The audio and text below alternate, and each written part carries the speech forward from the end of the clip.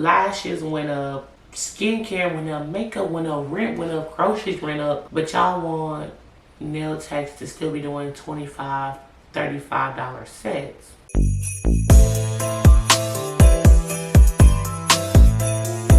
Hey guys, welcome back to Inthemixwithken. If you are new here, I am Ken. Welcome to one of my videos, you guys. If you're a returning subscriber, hey girl, hey. If you are new, don't forget to hit that subscribe button, turn those post notifications on so you do not miss when I post a new video. Join the Ken crew, y'all. Y'all already know the vibes. Yeah, okay y'all, so today is gonna be day 8 of Vlogmas, y'all. I'm so happy I'm being consistent, posting these videos, getting them out for y'all. I'm super excited. I'm actually having a really good time doing Vlogmas this year. This is my first time doing this, my second year on YouTube, technically, like 1.5 years on YouTube.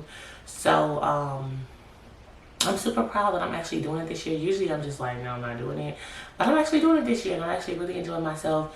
And I'm actually super proud of myself for being consistent and posting these videos back to back. And I feel like my page is definitely being rewarded from it. I'm getting more engagements. I'm starting to see things that I've been wanting to see and things like that. So that's a plus.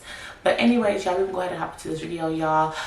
So today's videos is going to be the good and the bad of my nails experience my nail experiences of 2022. And I saw somebody else do this,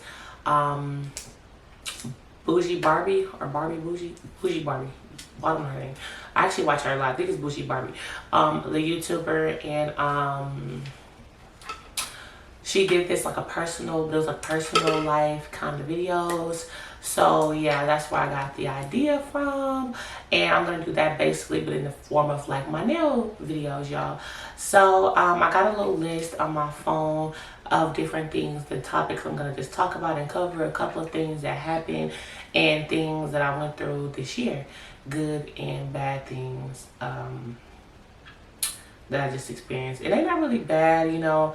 I don't necessarily just say like bad things happen. I feel like everything happened for a reason sometimes. Alright, so y'all, I actually wrote this on my list. And it's like maybe I should also call this like the truth about being nails. And especially a black nail tech. Okay, at that.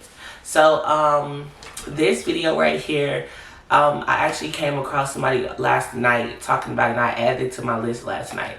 So this video, this was about, this one was about nail stores and experiences and things like that they've experienced when they go inside of a nail store.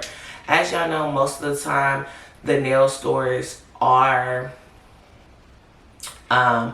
Asian owned. You know, most of them are owned by foreigners, but most of them it's like Asian owned. So when you go into a nail supply, this girl was talking about how, you know, they look at her a certain way, or they don't help her when she's in the nail stores because she's black or whatever. She'll see them help other people, but not her. And honestly, I can attest to that. I can say that I 100% believe that to be true. And I will say that it's not at every single nail store location. Like when I was in Houston, I have ran across a couple nail stores that were definitely like Asian owned, and I would see them like maybe not help me, not really say anything to me when I go in the store. Or I feel like, you know how y'all know how it be when you want a beauty supply and they kind of like follow you around. But I feel like now they got so many cameras in these establishments, they don't have to follow you. They're just looking at you on the cameras of you like shopping in their stores. So I feel like that is very true. When you are a black nail tech, you do experience like racial profiling and, you know, certain things when you go inside nail stores. Okay, so like I say, it's not every single store. Actually, I moved to Dallas when I was in Houston. So Houston, I feel like the nail store that I was going to, everybody went to that nail store. It was a pretty big common nail store. So I feel like everybody went to that nail store. So I really feel like they didn't care like who you was. You spending money in their shop. I feel like they've probably gotten so much clientele, it's like it's normal for them. Now I have been to some smaller ones in Houston where it's like I'm probably like the first black person or something to come up in this store, or somebody besides an Asian person coming in here shopping from their store, and you can like feel the vibes in the store. So I I would just say, honestly, for me, I just ignore it. I know some people don't want to like shop there. They would say, why you spend money there, certain things like that. Me personally, like, nobody ever did anything to me or said anything to me, but I feel like, you know, when you have your gut feeling, you feel the vibes in there, like whatever. And on top of that, like, most of the time you need the product, and it's like it's not many other places you can get the product from, especially if you're in a rush, you want to go grab something real quick. It's not many other places you can go, they looking at me ugly, I gotta go over here, like I just gotta get, and go back and go on about my day, and you know, possibly never come back here, try to find an alternate option for a nail supply store.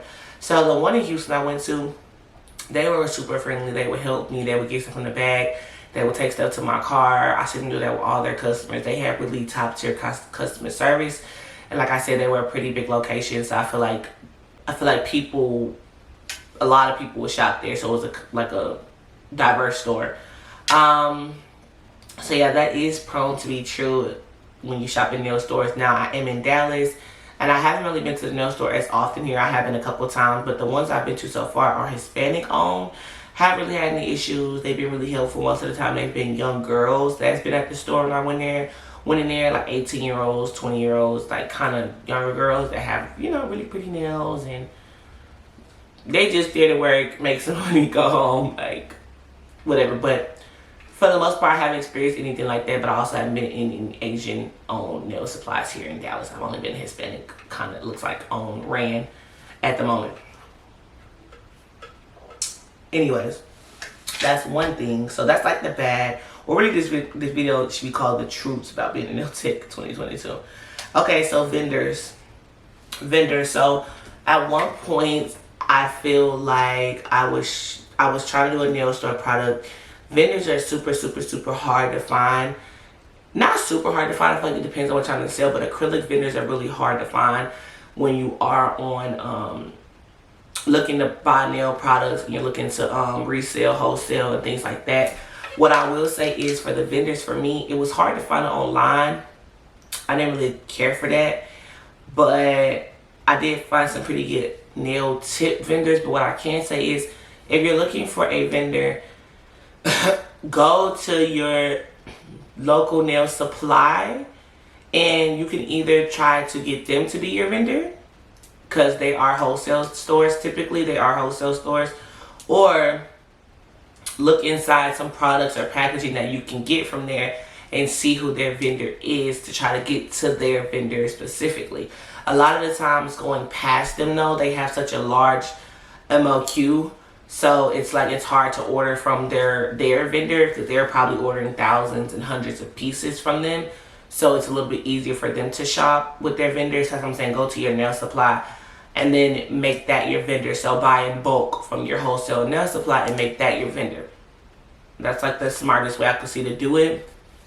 Or you can look on Alibaba and get samples from vendors. Like I said, the MOQ a lot of the times is higher than a small business can afford, or the inventory is way too much for them to be, you know, getting. But yeah, that's one of my suggestions that I can say about vendors. So that's the good thing about the nail vendors. I feel like your vendor, you are already shopping with them. Like, you're already, like, usually I feel like when you're buying hair from somebody, you buying it from a girl, or you buying it from somebody random or whatever.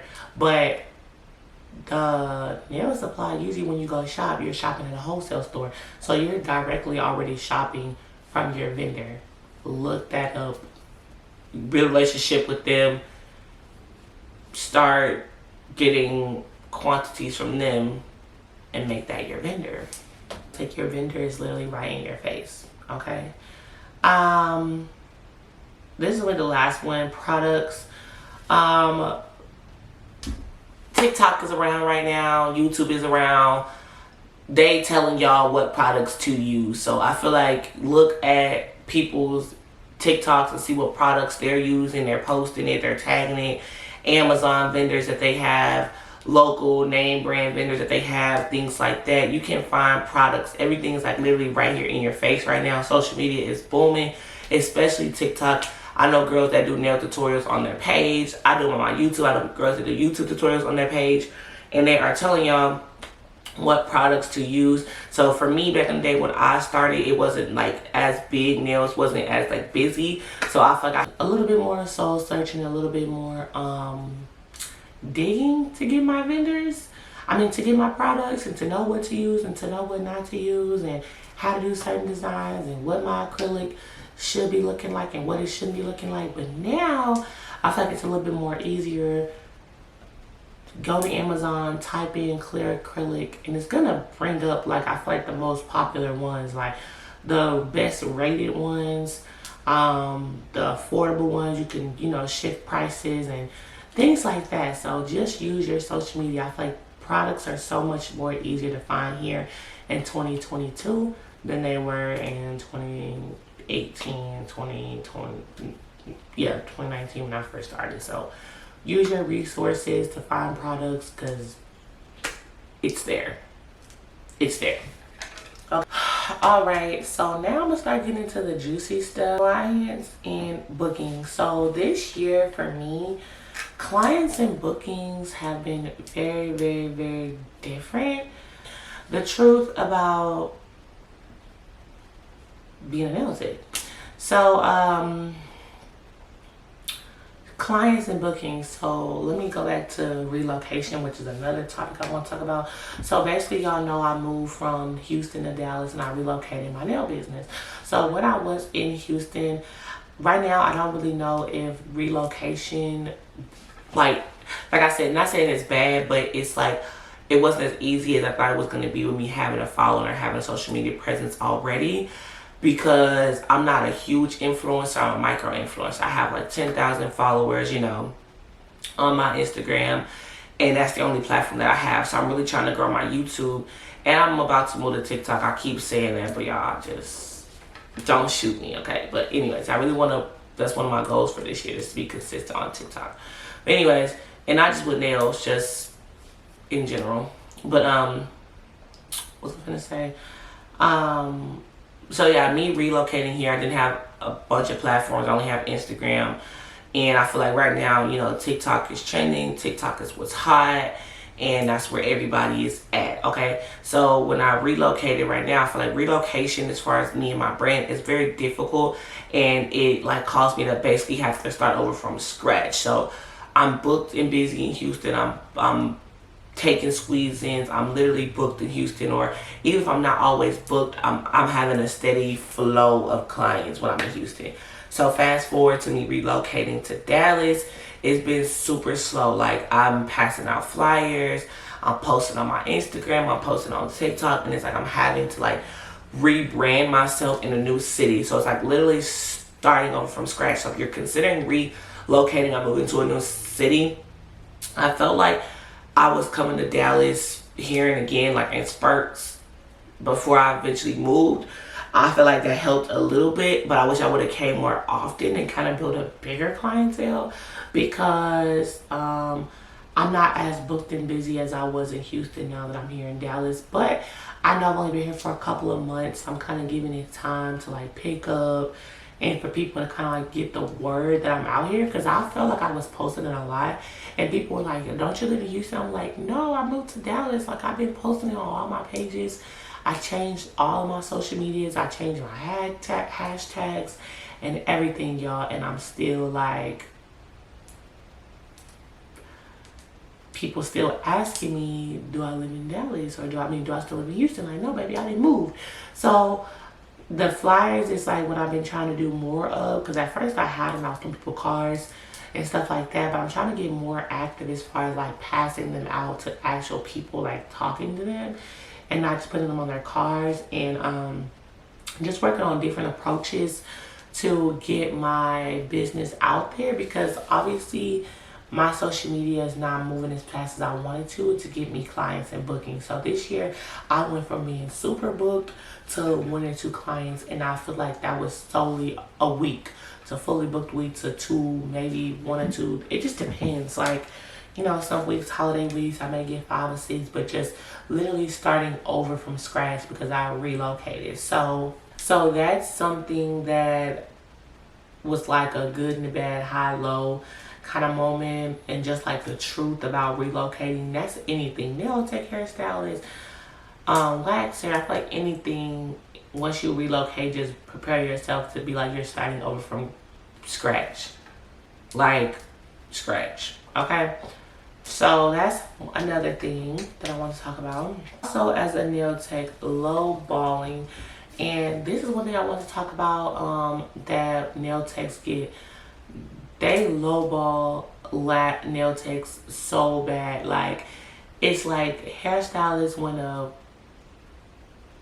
lashes went up, skincare went up, makeup went up, rent went up, groceries went up, but y'all want nail techs to still be doing $25, $35 sets.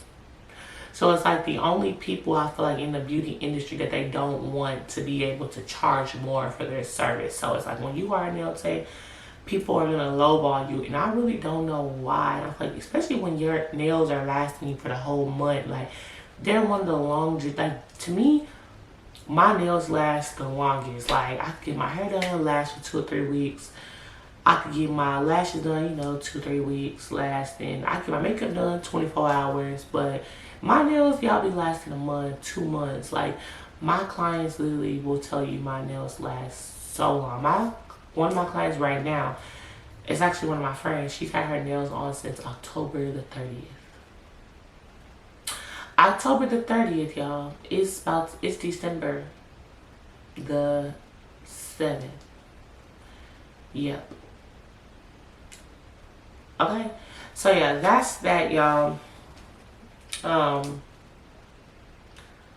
What I'd say, so lowballing is definitely something that comes with being a nail tech. It comes with being in this industry, and it's like you have to come in and set the tone and let them people know and make your work worth it, so that they will spend their money with you no problem, and let them, you know, let them figure out for themselves why you worth it. I feel like once I get somebody in my chair, they be wanting to stay with me because my nails be lasting so long and they get quality, and I feel like they're getting what they paid for. So I feel like I have no problem with like getting clients to come back. It's just getting them to actually come for the first time and booking with me, you know? So that's that. And then last thing I wanted to talk about was, which I kind of already touched base on this, was just sales. Sales fluctuate without relocation. Sales and money fluctuate depending on seasons, depending on recessions, depending on like the financial state of the world. Everything lies on, you know, sales. So without no clients, there's no sales. Without no sales, there's no money. Okay. So long story short is, throughout the year, like I said, I was getting this many clients at the beginning. Now I'm getting this many clients, and I need to kind of at least have a happy medium, or get it if not back to where I was at. But of course, I would like to accelerate where I was at. So sales for me this year, like I said, I would just be prepared for a rainy day. Always have a savings if you can. Save money, save money, save money, save money, because you know clients fluctuate, sales fluctuate. So if you have a slow period, you're able to withstand that slow period until you get your clientele back up, okay? Or until the wave starts, people start booking again. So with sales, you know, like I said, clients come and go. So remember that the sales fluctuate, and just to save money for a rainy day. And when sales get slow, run promotions, run sales, run discounts, run loyalty cards, do something to get those people back in your chair. Do free giveaways, incentives, wine, hookah, snacks, like get the girls in your chair. So y'all will see me be doing a couple of things as well in these next couple of videos of like me redoing my nail room. And I feel like that's because I want people to come in and want to come back and have a good time while they're here. And a couple of things that I've always said that I wanted to do when I had in Houston, I just haven't really set up my nail room here in Dallas. So I want to go ahead and work on that out here, you know? So y'all will see that. That's one of my Vlogmas videos that's coming up. But yeah, y'all, those are just a couple things that I want to talk about, the good and the bad of, or the truth, really, not even good and bad, just the truth about being a nail tech overall, and some things, some good and bad experiences that I experienced in 2022. And yeah, there's so many more topics that I could go on and talk about, but I don't make these videos too long for Vlogmas for y'all. I don't want to even talk for 45 minutes, okay? But, yeah, so if y'all want to take a part 2 of the truth about being a nail tech, I can always do that. So let me know what y'all think about this video. Don't forget to like and comment on this, y'all. And stay tuned for Vlogmas. Thank you guys so much for your support. People are constantly watching, constantly commenting. Y'all don't forget to just like the video, just comment on it so we can share it to your friends. So we can get it in the algorithm and get it on other girls' TL so I can watch this channel grow with you guys. And thank y'all so much for people who were supporting me from day one, who still supporting me. To my new subscribers, thank y'all so much. And yeah, that's all I got for y'all today. Signing out. I will see you guys in the next video. Inthemix with Ken.